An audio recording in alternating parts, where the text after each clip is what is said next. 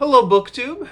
So I've got this box set here, and by the way, apologies. I know that my phone camera is showing everything in reverse, but maybe you can still make it out. This is the Lord of the Rings and the Hobbit box set, which is going to be my next reading project. And this is what I call my started video, in which I make a video explaining why I'm starting this reading project and go on about my history with this book, or in this case, this set. These videos tend to be a little bit rambly and self-indulgent because I'm not actually talking about the book itself. I'm just talking about my personal history with the book. So you've been warned. If you want to keep watching, I'm going to talk about this. So, it has long been a source of embarrassment to me that I've never actually read The Lord of the Rings. I know. It's especially an embarrassment to me in that I consider myself a fantasy fan, a fan of the fantasy genre. Although, if I'm being completely honest with myself, I my track record with reading fantasy has never been great. Watching fantasy movies, watching sci-fi or fantasy TV, reading comic books. I'm good on all of those, but I've never really been great at actually reading the books, especially the long series. If you follow me on my blog, or maybe even if you watch this channel regularly, you'll know that I've got somewhat of a inferiority complex in when it comes to books. In that I want to be considered a bookish person. I want to read more, but the truth is, my track record has never been that good. I'm often feel like I'm masquerading as a bookish person, and this is something that I tried to read in my youth and failed to get through, and has been bugging me ever since. So now it's time to give it another try. Okay, so my long history with this series all begins back in elementary school when I saw the animated version of the Hobbit movie, the Rankin Bass production. This it was when was it first made? Either late 70s or early 80s, something like that. But it was rerun on the Disney Channel during the mid 80s, which is where I saw it. I essentially grew up on the Disney Channel in the 1980s. My parents didn't allow me to watch the normal network TV, but we could watch the Disney Channel. It was a bit of a restricted viewing, but we watched everything on the Disney Channel. Now, I'm not quite sure what the connection is between the Hobbit, the old Rankin Bass animated movie, and the Disney Channel, but for whatever reason, Disney was showing it in the mid '80s. And I watched it and completely fell in love with that movie. And I know it has its flaws. I mean, even at the time, I think, even as a kid, it was obvious that the animation wasn't quite up to something that would get released in the theaters. I think even as a kid, I somehow just intuited that this was made for TV, which I believe it was. But I really, even though I think the old Rankin Bass, the animation is a little bit stilted, but it's still great at conveying scenes. Like the forest, or the elf palace, or the magical mountains. You can see those come through in the scenes quite good. And the songs, I know the songs get a bad rap or are much parodied, but as a 7 or 8 year old kid, those songs, not all of them. Some of them are just bad pop songs, but a number of them do kind of tend to convey this mystical feel that helps you get immersed in the world of the movie. Um, Just as a side note, I'm a little bit surprised that there's not more discussion about these old Rankin Bass films on YouTube. With all these nostalgia critics and nerd retrospectives.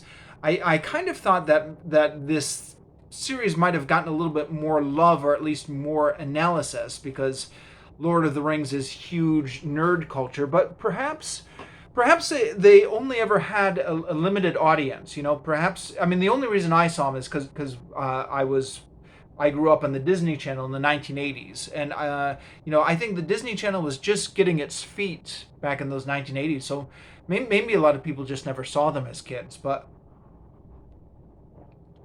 I saw it. And not only saw it, but back in the 1980s, you could tape stuff off of TV onto a VHS cassette, and then watch that VHS cassette over and over again. Which as a kid, I don't know, for whatever reason, kids love watching the same movies over and over again. So we watched The Hobbit a lot.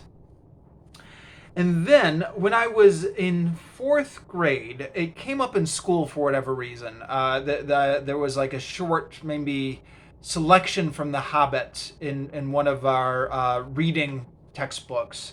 And we got to talking about it, and I said to the teacher, I said, I've got The Hobbit on VHS at my house. We taped it off the TV. And the teacher said, "Oh, that might be fun to watch as a class. Can you bring it in?" I did, and so the whole class watched it. In fact, the teacher, the fourth grade teacher and the third grade teacher were good friends. So they arranged like a little thing in one of the bigger rooms where both classes came together to watch the Hobbit movie. And I enjoyed my little moment of glory as the boy who brought in the movie that the whole class was watching, which is one of those things that seemed like a big deal at the time.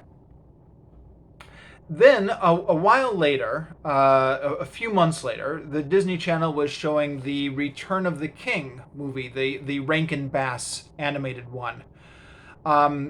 Which I was really excited about, because back in those days, you would get a programming schedule from the Disney Channel at the beginning of the month. It came as a magazine, and plus they would have little commercials for upcoming programs. So I knew this was coming. I was really excited about it. Me and my brothers and sisters watched it one night, and we had snacks ready, and I think we had a babysitter over that night, and we taped it off of the TV onto VHS. And The Return of the King, which I knew nothing about before watching it. I completely didn't even know the story. The Rankin Bass Return of the King movie is flawed from a number of standpoints, but pacing being one of them.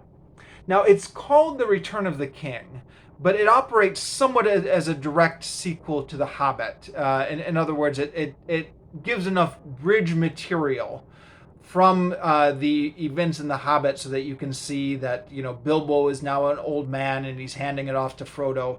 And you can kind of make that bridge, even though the stuff that's portrayed in the first and the second books is more or less skipped over, and it's about the journey up the mountain, and it's basically the events of Return of the King. But yeah, it's got a number of great scenes, or what I thought as a kid were great scenes. The giant spider who attacks him up on the mountain, the fighting with Gollum and his finger getting bit off. The Witch King who was riding on a dragon, and there was a prophecy that no man could kill him. And then, of course, he gets killed by the women. By the way, I'm spoiling everything here.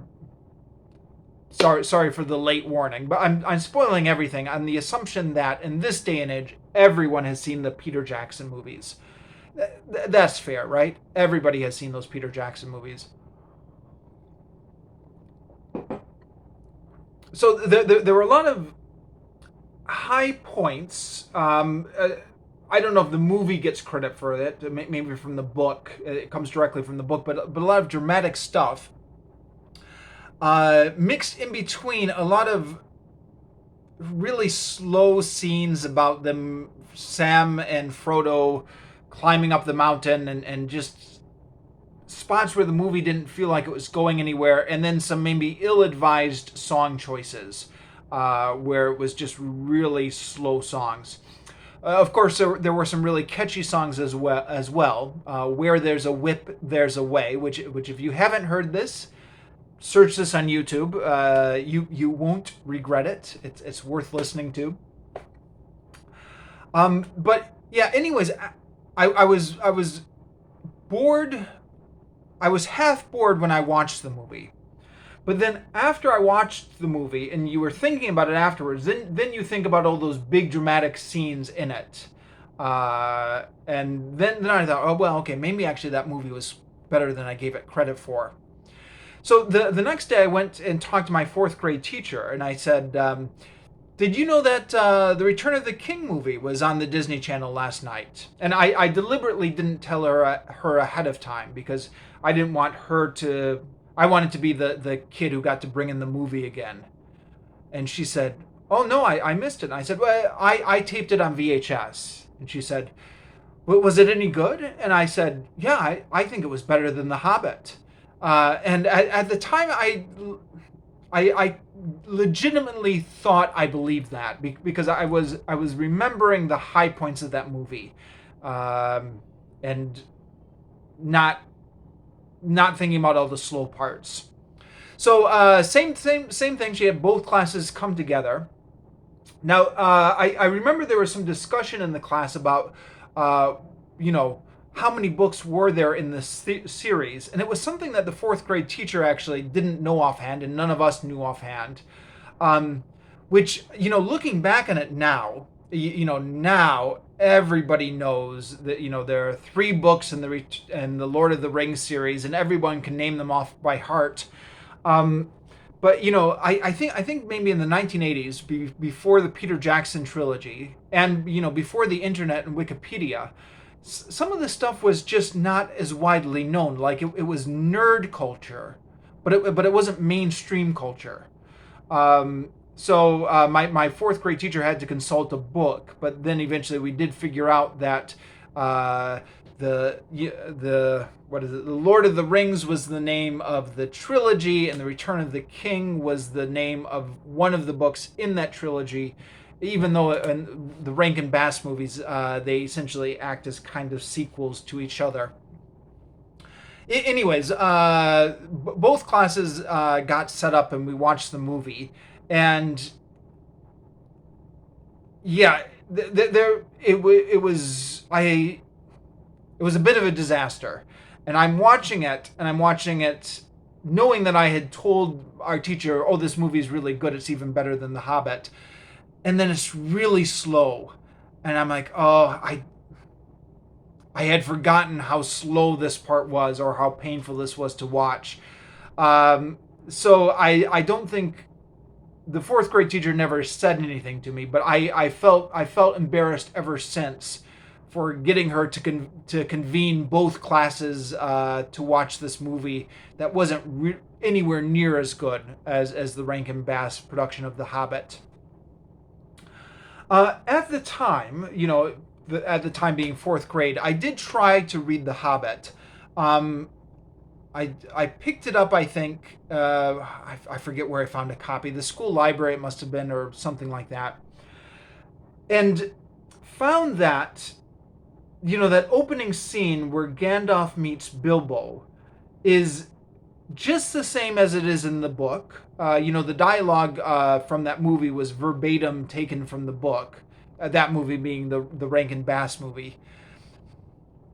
But the book was just much longer with a lot more boring details, like Gandalf comes and then he comes again the next day, and the whole meeting scene with Gandalf and Bilbo and the dwarfs just gets a lot more drawn out in the book. And I just lost interest in it. I got the impression that The book was pretty much just the same as what was in the Rankin Bass movie, with just more details, but not the exciting type of details, just the more boring type of details. And actually, to this day, I'm not convinced that that's not a good description of the relationship between the book and the movie. And so I never finished The Hobbit. I never read The Hobbit. I never went on to read The Lord of the Rings. I just figured I've seen the movie Return of the King. I know the story. I had a friend who read it in middle school. My best friend was reading it in middle school, and I remember he was on the bus. He was reading it, and he talked about how upset he was that one of the Fellowship of the Ring characters had just died. And I had no idea what he was talking about because that wasn't in the Rankin Bass Return of the King movie.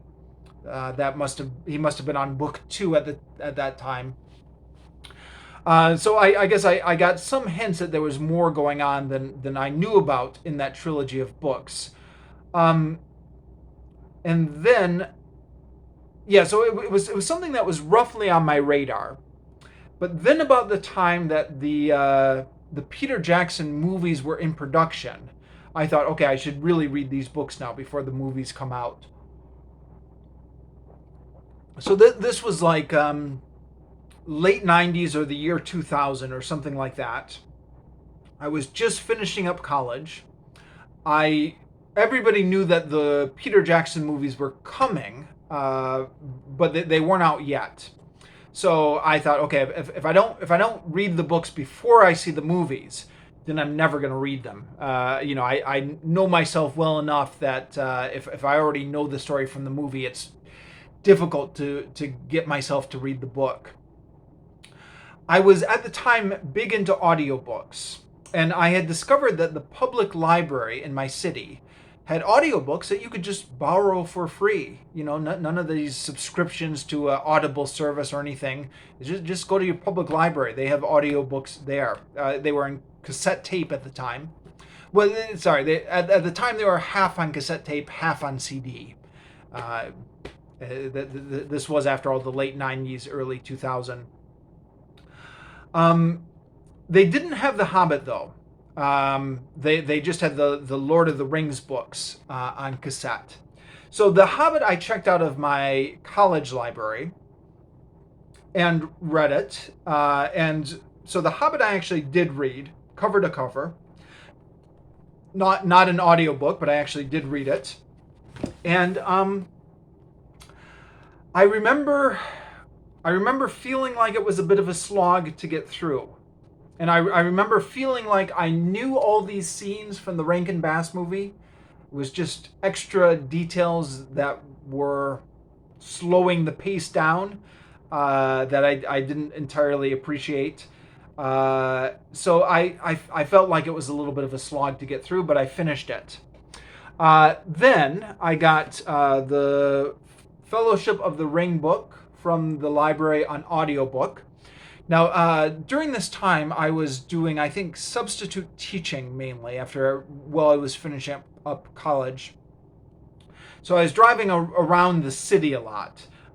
So, a lot of city driving kind of... it's not like I was on the expressway and I could just tune out and listen to the audiobook. I had other things demanding my attention. I was also going to like a new school every day. If you're a substitute teacher, you know how it goes. So I was frequently trying to find my way while I was listening to the audiobook. So it wasn't great conditions. And I think the audiobook I had, maybe the narration may have been a little bit subdued. I didn't really have a good experience listening to this on audiobook. And this was back at a point in my life when I was big into audiobooks. I've since become more skeptical of audiobooks. So I now I would say, okay, maybe some books just don't work that well as audiobooks. But like, yeah. Well, I think this book doesn't work well as an audiobook. It's a lot more about the atmosphere There's a lot of descriptions of places they're going to. And if you're not really fully immersed on it, it can just tend to be a lot of words without fully immersing you in it. The other thing as well is again, as somebody who was much more ignorant back then about what was entailed in these books, and before the movies came out, I think we as a culture were less aware of what actually went on inside these books. I was expecting, I knew this was a big chunk to get through, but I figured, okay, it was a lot of reading, but there's probably some really complex plot, intricate plot that's going to make it all worth it. I was expecting Game of Thrones type things. No, that's anachronistic comparison, because Game of Thrones wasn't out yet. Maybe the first book was out yet, actually, but I wasn't aware of it at any point, at any rate. But I was expecting something where there would be, because you have 3 books, you'd have to have all these factions and different plots and all these subplots that would get developed over the course of these 3 books, and that's why the story needs to be spread out over 3 books.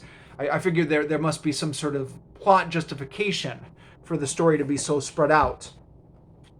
And I was disappointed to find out that there really wasn't much of a plot in this first book. It was just the characters go on this journey, and they go on this long journey where they get the famous Tom Bombadil chapter or chapters. How long does that go on for? Where they just get stuck with nothing happening plot wise in the old forest, and I had been hoping for something that was more interesting plot wise, and didn't really appreciate that it was just a journey story. I did finish up the first book on audiobook, and I started the second book on audiobook. But then the second book was just more of them going on the journey, and then I just gave up. I stopped the second audiobook. I don't remember, halfway through or a quarter of the way through. I just stopped listening to the audiobooks. So yeah, that's me giving up on these books. And then of course, since then I've seen the movie, seen the movies like everyone else. So I know all about. There were actually some things I did remember from doing it as an audiobook that I was able to listen to to compare with watching to the movie. But by the time we got on to the second book, though, that was completely new for me from the movie. But because I've seen the movie now, I know everything that happened in the second book. And then the third book, the Rankin Bass movie, and the Peter Jackson movie. I'm familiar with both of those. So that's my story about never making it through the Lord of the Rings trilogy. It's bugged me ever since then. Part of the reason it bugged me, actually, is because since that time, I was a lot younger back then, and since that time, I've tried to remake myself or become more of a reader. Back in college, I read books, but I only read stuff that was interesting to me. I didn't identify as a reading person. It wasn't until I got into my mid-20s in which I started doing maybe more writing and then trying to do more reading as a way to improve my writing that I got this I got this self-image as a reader. So having a self-image of a reader, it ever since then, it's been a source of embarrassment that I never read one of the most popular books of the 20th century. And especially considering myself a fantasy fan, it's especially become a source of embarrassment that I never read through the seminal fantasy series of the 20th century. The other thing that's happened in the years since then is the internet, which was, which was around in the late 90s, but was not nearly as immersive. And things like Wikipedia. Because in the years since, I've learned a lot about J.R.R. Tolkien and his impact on the fantasy world that I really didn't know back when I was in college, because Wikipedia and all those resources weren't around at the time. So I didn't really realize how much Tolkien was responsible for creating the fantasy genre as we know it today. And I didn't realize how much Tolkien was deliberately drawing on the Anglo-Saxon literature, or the Old Norse myths, to create this fantasy world. And I didn't perhaps fully appreciate that the reason that modern fantasy genre is about dwarves and elves and goblins, and it's not about satyrs and centaurs and the Greek mythology characters, is because we're living kind of in the genre that Tolkien shaped, going deliberately after the creatures in the Germanic literature. And I also didn't realize how much of the language in these books, which I found tiring at that time, was based on the old Germanic Anglo-Saxon literature that Tolkien was an expert in. So the point of these long books, back then I was expecting a really complex plot to justify it, but that's not the point of these books. The point of these books is the atmosphere, and to just immerse yourself in the story, which is deliberately trying to emulate the old Anglo-Saxon Germanic legends. At least, well, I don't know. Of course, that's me saying that now. We'll check in with myself again once I finish these books and see if I still hold that opinion. But that's definitely the impression I've got from the stuff I've been reading on the internet and Wikipedia. And obviously, from that perspective, I completely missed the point of this when I tried to read it long ago, way back in my college days. I have every now and again wanted to pick these books up again. In Japan, I actually bought... what did I buy? I think actually, I don't think I bought the box set when I lived in Japan. I think maybe I might have bought just the second book. Figured, okay, I did the first one by audiobook, still pick up the second one. And did not have the patience for it once again. So I guess the obvious question is, what makes me think I'll have the patience for it this time? I think this time I know that I have to be in the frame of mind where I've got to settle into these books and expect that it's going to move at a slow pace, and I think I'm ready for that. So what I'm going to do for the booktube is I'm going to read through the box set. I'm going to start all the way at the beginning at The Hobbit, even though I've already read this book. But actually, it's strange. Even though I already read it, when I think back on it, when I try to remember it, all I can remember is the Rankin Bass movie. I can't remember actually reading the book, other than I can remember the feeling of the feeling that the book was more boring than the movie. I remember that feeling. And then I'm gonna move on and do the books in order. This one I've already done as audiobook, but I figured that really almost doesn't count. And then 2 and 3. 2 I never finished. 3 I never even started. I'm not gonna make separate started books. Sorry. I'm not gonna make separate started videos for each book in this series. I'm just gonna consider this box set as one compilation volume. So this is the started video for the box set. Then as I finish them off, I'll make review videos for each of the separate books, but I'm not going to make new started videos for each of the separate books. And of course, I'll be trying to talk about these on my weekly reading vlogs. Okay, so that's it. Sorry for rambling so much, but that's the way these started videos go. And that's the reading project I'll be working on.